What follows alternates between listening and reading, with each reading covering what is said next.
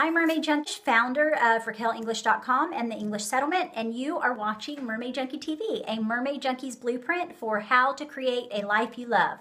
So I wanted to talk to you today because we know it's Mermaid Monday Master, and that is our mental need. So we want to talk about that.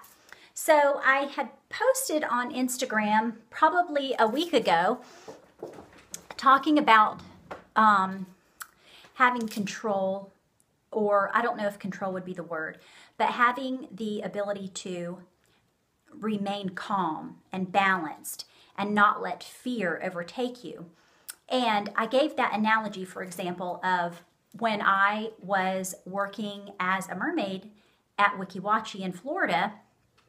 There is a particular tube that when you get into the base of the wet room, it's a tunnel. It's kind of like a big, massive tube. It's about 6 foot in diameter, and it drops all the way down to about 15 to 17 feet, and then it goes straight out parallel into the mouth of the river, which is about 35 feet of black abyss. There's nothing in there. There's a little tiny light that shines through, but you know, if you've ever tried to put light through in water, it doesn't go very far. And the other thing that's in the tube, that's what it's called, a tube, we called it the tube, is a sprinkle of one of the nozzle hoses so that we could see, because there you have to be able to see the bubbles rising and try to get to that hose before you lose breath, because you cannot excel to the top. There's no out. You either have to go back or you have to continue forward. So there's no way to rise. If you were to panic, you could die. So the thing that I was talking about is that in order to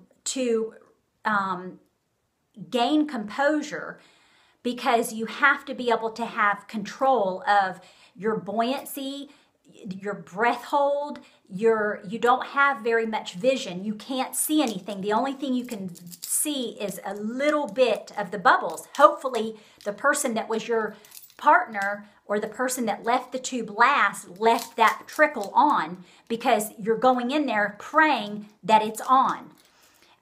To have a breath so that you could make it all the way out to the stage, which is another 25 feet. So you're holding your breath all that time in a performance tail, which is about 35 pounds. So it's extremely a scary process.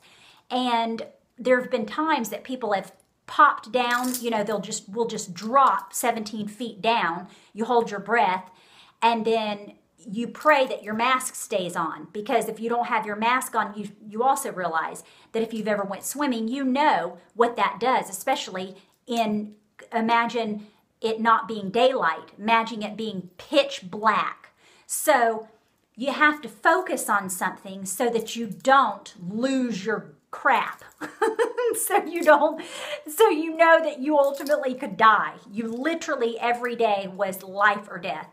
And I think that people don't realize they see all the pretty stuff about being a mermaid and performing, but you don't see all of the things behind the scenes. Extremely dangerous. But anyway, so my whole point is that it's so important to focus on something.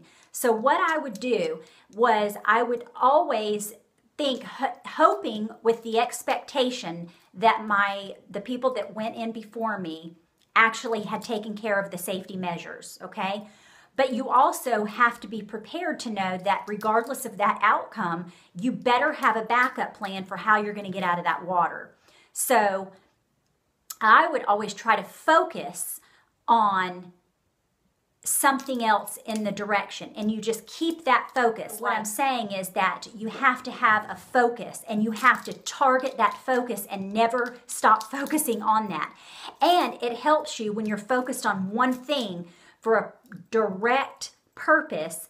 It helps to block out all these other things that, you know, the fear that could come in. Oh my gosh, because that's what happens is when people panic in life, they allow the fear, they lost their focus. So you have to remember to stay focused so that all of these other things on the side dissipate. Even though they're massively dangerous, you have to focus on something else. You can't focus on the fact that there may be no air.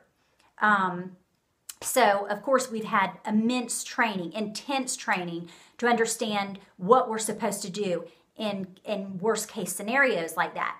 So that helps to know that you have these other things that you focus on so that you're not so,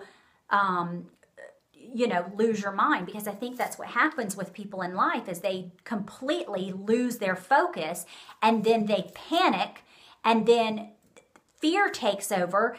Today is when you realize that you have fear or you have this barrier or this situation that's happening in your life, try to figure out a focal point of a strategy, perhaps, of how you're going to get through this particular incident or whatever. And then you're going to stay focused on that and hone in on it and drive it all the way.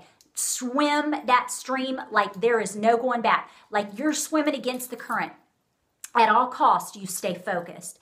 And I leave that with you.